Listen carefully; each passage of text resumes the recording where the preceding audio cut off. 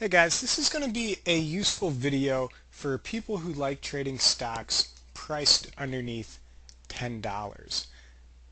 And the point of this video is to point out what dictates volatility, or what is a major component that dictates volatility. We're looking at a stock chart for ticker NERV. This was a stock that was trading under $5 at the end of May and now is up to $12, and it's up huge, obviously a really big gap. And this day it traded huge volume here, like 30 million shares. But I'm sure some of you are wondering, how come a stock like NERV can go up so much while other stocks don't go up as much? And there's one key characteristic of NERV, and that is it has a low float. So what I've done is I've put together a spreadsheet, and this spreadsheet is going to be available for you guys. If you look in the description of this video, you'll see it where you can click directly to it and it'll pull up in a Google spreadsheet document, so you can mess with it yourself. And I've got NERV up here, and I have 4 other sub $10 stocks that have been volatile recently, and I just want to point some things out. Now, number one, for those of you who don't know, the float is the number of shares that are available for trading. Not to be confused with the outstanding shares. The outstanding shares is what dictates the market cap of a company. That's how many shares are fully outstanding for ownership. But oftentimes you have holders of the outstanding shares, say like the CEO, who maybe he owns 5 million shares of the company, of the outstanding shares, but they are under restriction and he does not sell those shares. In that case, his shares would not be included in the float. So as you can see with NERV, we've got 27 or 28 million shares outstanding, but of those outstanding, only 15 million shares are in the float. And this is very important because when we think of supply and demand, the number of shares that can trade in the market for our purposes is 15.4 million. This number, the outstanding shares, is pretty irrelevant for when you're day trading. It becomes relevant for market cap purposes and other more longer dated trading purposes, but for those of us who are getting in and out of these stocks within minutes, hours, or one day at the most, the float is a very important number. And as you see on NERV, very, very low float stock, 15 million shares. That's not a lot of shares in the float. And as you can see also, the percentage of the outstanding shares that trades in the float is only 55%. So of the outstanding shares, only 55% of those shares are actually freely trading in the float. Now this last column over here I think is very useful. It tells you the weight of 500 shares trading. So say you trade 500 shares of NERV, that means those 500 shares represent 0.3% of the entire float. That's a lot, because then if you think about it, if you have a big player who comes in and maybe he trades 5,000 shares, which isn't that much considering the price of this stock, that means that one trader trading a 5,000 share block would now represent 3% of the total float that can trade.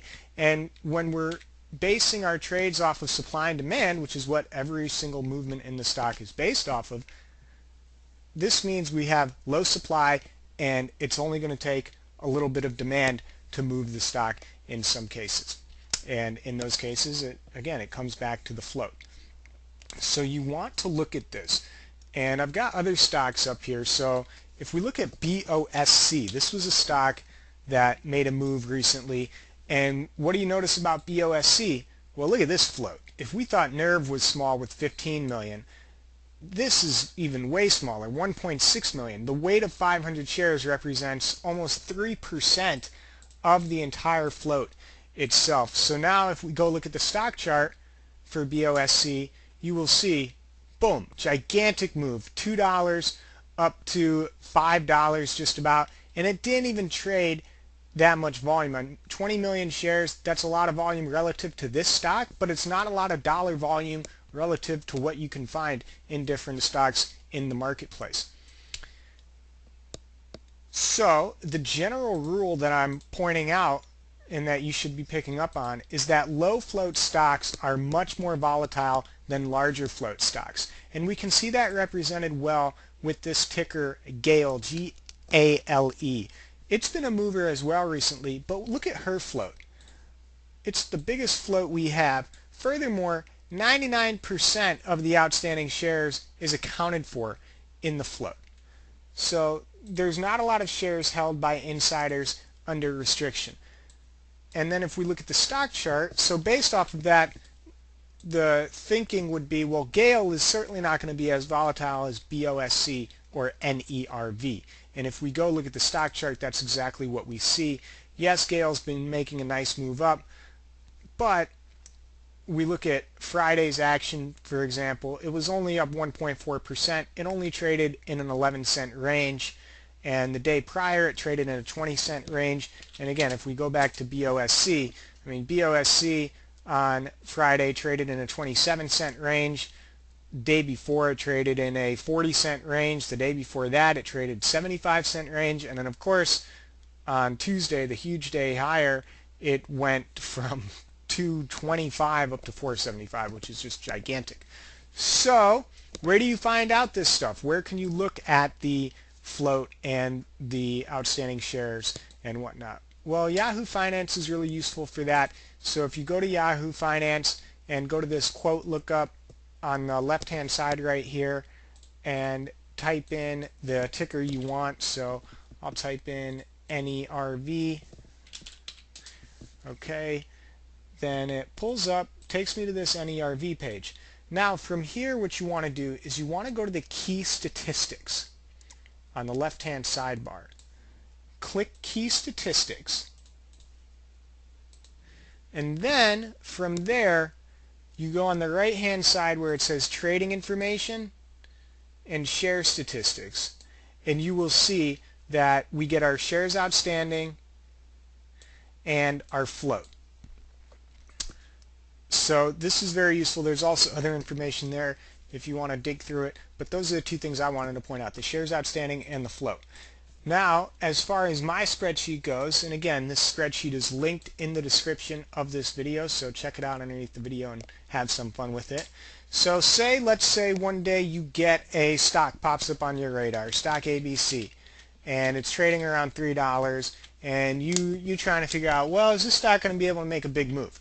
Well, go look up the outstanding shares and go look up the float. If the outstanding shares is only 30 million, sorry, I need an extra zero. If the outstanding shares is 30 million and the float is, 15 million, let's say, then based on what we have here in our, oops, sorry, I messed it up.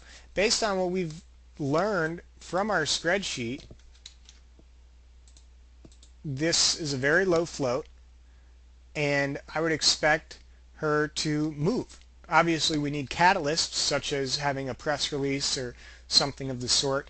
But as far as being able to judge, hey, will this stock move if there is a catalyst? Well, you know that if there's a catalyst and it's got a low float, it's got a chance of making a really big move, just like we saw from NERV or BOSC.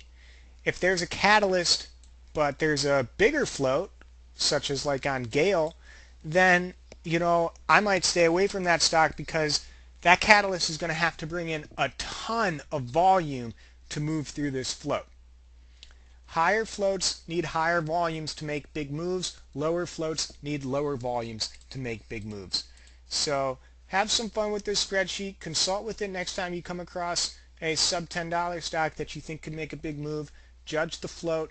That will give you some insight. Good luck. If you want to learn more or have any questions, just leave me a comment.